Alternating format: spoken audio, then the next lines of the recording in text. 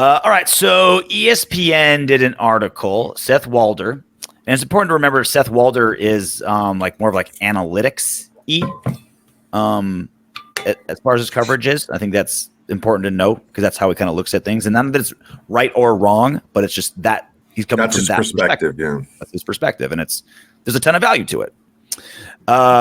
He graded the offseason of all 32 teams. We got a D. You think, oh, that's still kind of passing for you people that had really shitty grades in high school. Well, that was the second worst. The Saints got last, and we were 31 out of 32 teams grading our offseason. A couple of things he mentioned, something we talked about. The Raiders demonstrated the follies of the move not made this offseason. First, they failed to secure a long-term solution at quarterback. And in fairness to him, he's like, though I don't knock them too heavily for that, Vegas entered the offseason in an unenviable position of needing a quarterback, not having the roster to support a major sign like Kirk Cousins, and drafting last among a slew of QB-needy teams. I mean, it would have taken it would have taken like evil genius level for us to get a franchise quarterback out of this draft and not overpay. And to not be like super pissed that we gave away 3 firsts and maxx or something to move into the top 3. Like there was no situation where I think Raider Nation is going to come out of that draft happy with quarterback. And so, it would have to have been a movie. It would have had to have been draft day. Yeah. That's what it would have had to have been. Yeah. In lieu of a long-term solution, they paid a non-trivial $50 million guaranteed to Gardner Minshew that was coming off a solid season in Indianapolis. So he addressed the quarterback thing. Instead, the real issue was what they didn't do within the context of not securing a quarterback. The team needed to recognize its non-contender status and should have shifted its focus into acquiring resources. And they mentioned the biggest failure was not trading Davante Adams, which is almost inexcusable in the Raiders' current state. The 31-year-old wide receiver has 1 cheap year left on his contract, $7.5 million for a trading team. Las Vegas needed to cash in for draft capital now. Instead, is running out the clock on a depreciating asset. Likewise, the Raiders ought to have traded down and acquired future assets that could have been used on or to support a future quarterback. Soto? Is he bang on? Is any truth to what he's saying? I think if you are an outsider that just looks at numbers, I think he has a point. Mm-hmm. But I don't know that he realizes what went into the numbers that we saw last year. It doesn't seem like he has a lot of faith in or any high expectations in, let's say, what Aidan O'Connell. He said, he gave backhandedly, but he gave Gardner Minshew some props as far as he won games, almost got to the playoffs last year. But as far as I think he thinks we're a bottom dwelling team. Because, you lost Josh Jacobs and you don't have a quarterback. You didn't get a quarterback. And, so you can't win. Mm-hmm. And I don't think he's realizing what we were getting consistently year over year with Josh Jacobs. He wasn't the rushing champion every single season. That's not the guy he was. He was kind of fluctuated as far as his play and also his availability. So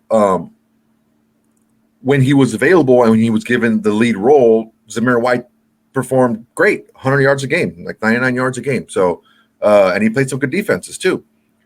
And there was, we talked about it a billion times. Everything that Aidan O'Connell had to get over last season and why this season should be a big jump forward for him. If you don't take those things, like if you don't look at context, if you just look at numbers, it's like just get rid of Davante and get whatever you can for him because you're not going to win. And I don't know. I don't necessarily agree with that. It's like I said earlier. This isn't a roster that is requiring turnover. There's one older dude that's high paid. One. We're not saddled with like 7, $20 million a year contracts, right? Like that's not an issue. That's not a problem. That's not what's holding the Raiders back, is we're just so held back by cap space that we can't do what we want. It's opposite. We got like $30 million in cap space. Like we're great. Like And we don't have a ton of holes. Just, again, the giant quarterback hole. So I look at this and it's like, what's the return on getting rid of Davante Adams? A little cap space that we already have ton of, a bunch of dead cap space that we don't want to use. And what are we going to get out of Davante Adams, who's coming off of the worst season of his career since he became Davante? Like, this is the worst time to trade Davante because he came off his worst season. So it's like, okay, so it doesn't make a ton of sense. What other things did you want us to do? What other things did you want the Raiders to do to move forward? Like, if you gave examples of, hey, you could have gotten this for that guy, or you should have drafted this guy, then like, okay, maybe there's some meat on the bone, but he's just like, well, you didn't draft Davante. That's a huge mistake. You aren't thinking of the future. It's like, well, what else? What the fuck else were we going to do? I mean, look, ultimately, Davante hasn't expressed interest in being traded. He hasn't trying to force his way out or anything. He said the exact opposite. He wants to be here. He's I don't know, what was the word that he used? He's at peace with his decision. And it'd be foolish to get rid of a player just to get rid of him, especially when he's still being productive, and especially when he's still one of the best players at that position. And when you're developing a 4th-round, second-year quarterback, it'd be nice if he's got a Davante Adams. It just doesn't make a lot of sense. Look, I think a lot of times, are we a Super Bowl contender? No. Are we going to win the Super Bowl?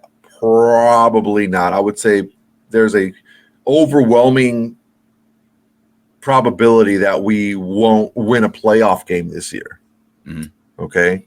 But that doesn't mean that what we do now can't help us be a contender for years to come. And that's what a lot of teams do when they flame out, is they try a bunch of wild things because they think they're closer than they are, or they take a big swing and a miss on a lot of things, and they end up ruining their chances for quite some time. It's Davante Adams. It's not like it's what is his name? Kenny Galladay, when the Giants gave him a ton of money and he didn't get jack crap out of the guy.